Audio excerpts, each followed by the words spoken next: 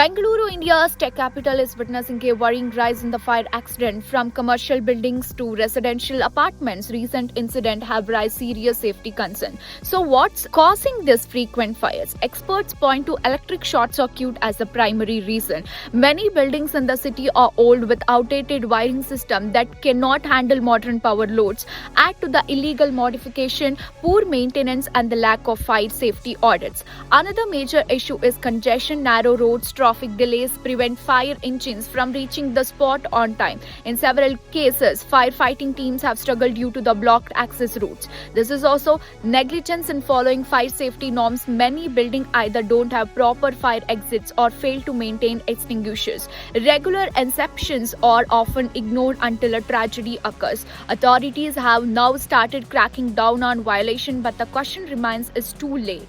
For citizens, awareness is key. Simple steps like checking wiring, installing smoke alarms, knowing emergency exits can leave.